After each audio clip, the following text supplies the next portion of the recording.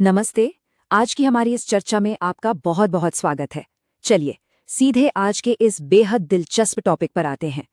क्या आपके मन में कभी ये सवाल आया है कि अक्सर हम इंसान खुद अपने ही व्यवहार को क्यों नहीं समझ पाते? मतलब हम करते कुछ और हैं और चाहते कुछ और हैं। आज हम इसी बात की गहराई में जाने वाले हैं कि कैसे हमारे बचपन की कुछ अदृश्य अचेतन शक्तियां, जिनके बारे में हमें भनक तक नहीं होती, वो एक कठपुतली चलाने वाले की तरह हमारे अडल्ट जीवन के रिश्तों को कंट्रोल करती हैं। सच मानिए, आज का ये सेशन इंसानी स्वभाव को देखने का आपका नजरिया पूरी तरह से बदल सकता है। तो चलिए शुरू करते हैं। अब सबसे पहले एक ऐसे सवाल पर आते हैं जो हम सबकी जिंदगी से सीधे तौर पर जुड़ा है। गहरे और मजबूत रिश्ते बनाना, यानी लोगों के साथ क्लोज होना, इतना मुश्किल क्यों होता है? आज के समय में प्यार और आपसी जुड़ाव को लेकर जो एक अजीब सा संघर्ष देखने को मिलता है ना, ये सवाल उसी की धुरी है। मतलब सोचिए, जिसके हम सबसे करीब जाना चाहते हैं, उसी के साथ रिश्ता निभाना सबसे बड़ा चैलेंज क्यों बन जाता है? रिश्तों की इसी कश्मकश को समझाने के लिए आर्थर शोपेनहावर और सिगमंड फ्रॉइड ने एक बहुत ही कमाल का उदाहरण दिया है, जिसे हेजहॉग डिलेमा कहते हैं। जरा कल्पना कीजिए, कड़ाके की सर्दियां हैं और दो हेजहॉग्स यानी कांटेदार जंगली चूहों को ठंड से बचने के लिए एक दूसरे के पास आना पड़ता है।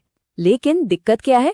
उनके शरीर पर जो कांटे हैं, उनकी वजह से वो बहुत ज्यादा करीब भी नहीं आ सकते, वरना एक दूसरे को ही घायल कर देंगे। हमारे इंसानी रिश्ते भी ना लिटरली बिल्कुल ऐसी होते हैं। हमारे अंदर प्यार पाने की एक बहुत गहरी जरूरत होती है, लेकिन उसी वक्त भावनात्मक तौर पर हर्ट होने का या कमजोर पड़ने का एक बड़ा डर भी होता है, जो हमें पीछे खींचता है। तो रिश्तों की इन सारी उलझनों के पीछे आखिर है कौन? इसके पीछे एक अदृश्य मनोवैज्ञानिक शक्ति काम कर रही है, जिसे डायनेमिक अनकॉन्शियस या अचेतन मन कहा जाता है। इसे आप एक बहुत ही विशाल और छिपे हुए भंडार की तरह सोच सकते हैं, जिसमें हमारी पुरानी यादें, दबी हुई इच्छाएं और मानसिक संघर्ष भरे पड़े हैं। मजे की बात तो ये है कि ये भंडार हमें बिना बताए पर्दे के पीछे से हमारे हर एक्शन को चलाता रहता है। इस एक अकेले विचार ने पूरी दुनिया में मनोविज्ञान की दिशा ही बदल दी थी। अब देखते हैं कि हमारा दिमाग असल में काम कैसे करता है। इसे इड और ईगो के कॉन्सेप्ट से समझते हैं।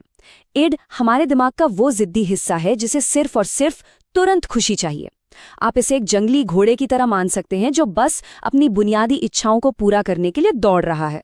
और दूसरी तरफ है हमारी ईगो, जो असल दुनिया और लॉजिक को समझती है। ईगो उस जंगली घोड़े पर बैठे एक हताश सवार की तरह है, जो किसी तरह उस घोड़े को असल दुनिया के नियमों और परिणामों के बीच से सही रास्ते पर रखने की कोशिश कर रहा है।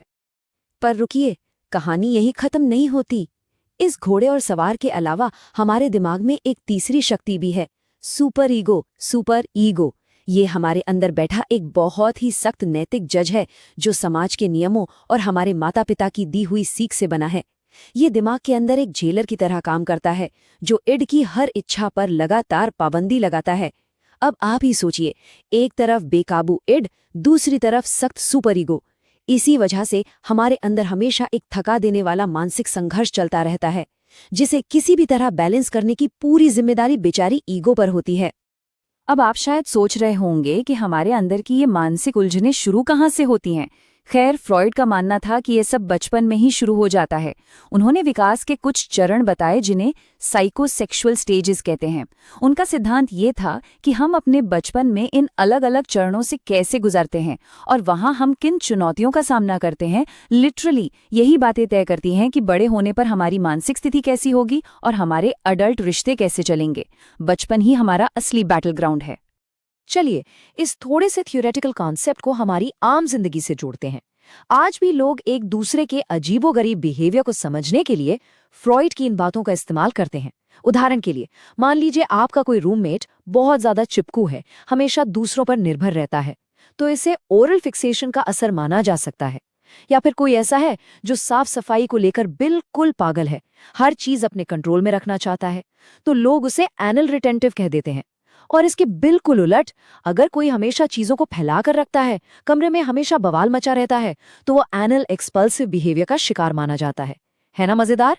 इस तरह हम आज भी अपनी और दूसरों की आदतों को पहचानने के लिए इन टर्म्स का इस्तेमाल करते हैं।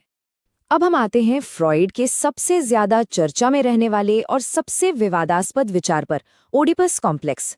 अगर इसे हम बिल्कुल निष्पक्ष नजरिए से समझें तो फ्रॉइड का कहना था कि बचपन के एक खास दौर में बच्चे का अपने किसी एक पेरेंट के प्रति बहुत गहरा अचेतन लगाव पैदा होता है और दूसरे के प्रति एक अजीब सी प्रतिद्वंदिता या राइवलरी। ये दौर बहुत सारा अपराध बोध पैदा करता है और सबसे अहम बात, परिवार के बीच के यही बचपन वाले उलझे हुए रिश्ते आगे चलकर हमारे अडल्ट रोमांटिक रिश्तों में नजदीकियां बनाने या न बना पाने का एक ब्लूप्रिंट सेट कर देते हैं। अब इन सारे बचपन के संघर्षों और रोजमर्रा की मानसिक एंग्जाइटी से खुद को बचाने के लिए हमारी ईगो कुछ खास तरह की ढालों का इस्तेमाल करती है, जिन्हें डिफेंस मैकेनिज्म्स कहते हैं। जैसे रिप्रेशन, जिसमें इंसान अपनी तकलीफदेह यादों को मन की गहराई में कहीं दफना देता है। फिर है प्रोजेक्शन, जहां हम अपनी खुद की कमियों को दूसरों पर थोप देते हैं। एक होता है डिस्प्लेसमेंट, यानी गुस्सा किसी और का और उतारना किसी और पर। और आखिर में सब्लिमेशन, जहां हम अपनी बुनियादी इच्छाओं और गुस्से को किसी क्रिएटिव काम में लगा देते हैं। चलिए इस डिस्प्लेसमेंट को एक बहुत ही रियल लाइफ सिचुएशन से समझते हैं। सोचिए, एक कपल किचन काउंटर पर रखे एक गंदे कपड़े को लेकर बहुत बुरी तरह लड़ रहा है। घंटों से बहस चल रही है, लेकिन सच बताऊं, असली प्रॉब्लम वो कपड़ा है ही नहीं। असली चिड़चिड़ाहट तो ऑफिस में गुजरे एक बहुत ही खराब दिन की है, जिसके बारे में कोई बात ही नहीं कर रहा। ये इस बात का बहुत बड़ा सबूत है कि इंसान अक्सर उस बात पर लड़ते ही नहीं है जिस बात पर वो लड़ने का दावा कर रहे होते हैं।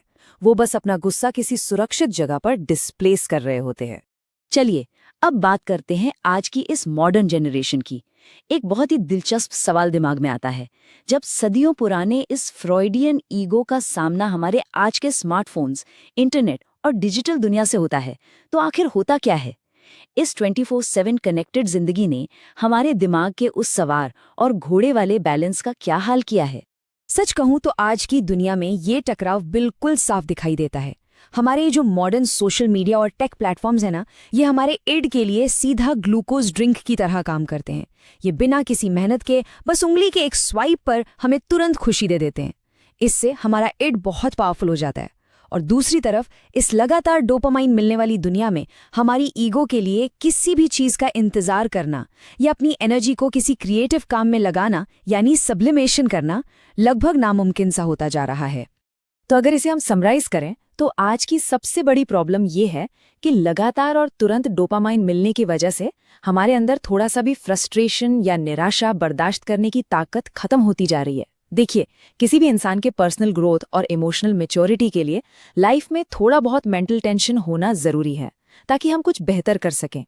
लेकिन तुरंत संतुष्टि मिलने का ये जो लूप है ना, ये ईगो को उस जरूरी टेंशन से दूर कर रहा है, जिससे हमारी ग्रोथ ही रुक जाती है।